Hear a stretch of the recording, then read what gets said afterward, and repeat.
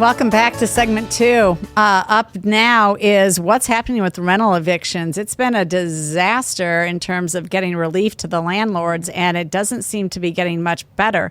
Reading today from a Wall Street Journal article, it says that perhaps you've read that the pandemic recession officially ended in April of 2020, that the economy grew 6.5% in the second quarter, and that employers are desperate to find workers, and that the housing market is booming. Never mind. Democrats are in a panic because the federal ban on landlords evicting tenants who haven't paid rent. These tenants haven't paid rent in 16 months expired on Saturday.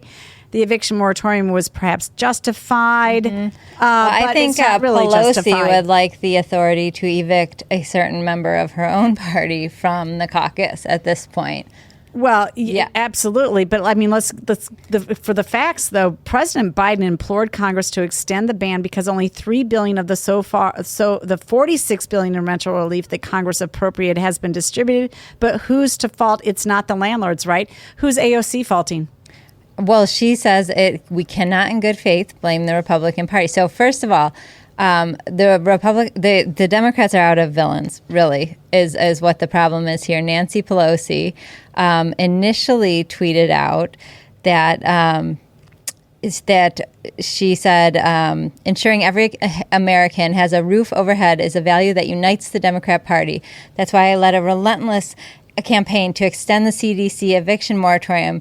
And then she said, in an act of pure cruelty, Republicans blocked this measure, leaving children and families out on the streets. Well, the progressive wing of the badly fractured Democrat caucus is not afraid to call people out right now. They're not playing nice with the establishment Democrats.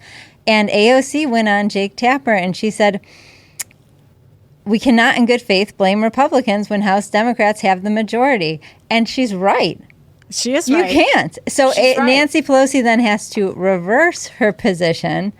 And so a few days later, you get the CDC power to extend eviction. The CDC has the power to extend the eviction moratorium.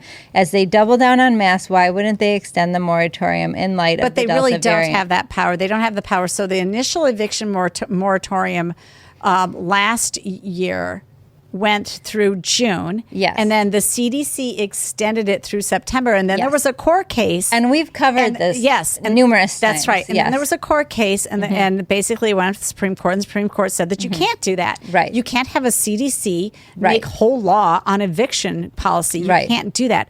But they said, okay, fine, since it's about to expire anyway at the end of the month, go ahead. We'll see it through the eviction moratorium. But then after that, game on. People are going to get evicted. In fact, they do project about 1 million people might get evicted. And Democrats don't have anyone to blame for that. Right. And the party is really fractured. But it is funny. I don't know if this really happened, but CNN, Jake Tapper, who was reporting, he said at a rally at the Capitol overnight, progressive lawmakers demanding that the House come back in session, some even spending the whole night on the steps in solidarity with those who may soon find themselves without a roof over their heads after the federal ban on rental evictions expired at midnight without a vote to extend it. So I don't know if Saturday night, were they spending the night on the Capitol Hill steps? Apparently. Did you see anything? Apparently they did. I mean, it's just crazy. Yeah, but there's an article in it's called SOFREP.com. I don't know what that stands for, but it does a pretty good breakdown of where the Democrat Party is. It says the Democrat Party is a hot, wet mess right now.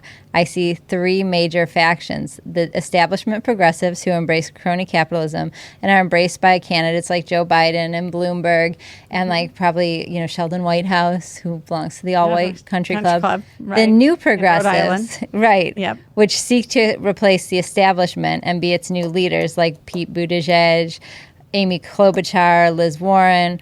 And then neo-Marxist progressives, which are hostile to capitalism, the Constitution, and pretty much everything in American society as it is.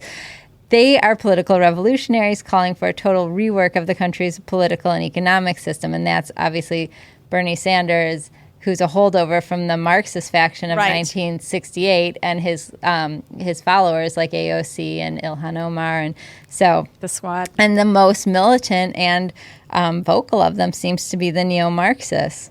So where does Kasten fit in that group? Oh, gosh, I was trying to think about that. I think neo-Marxist.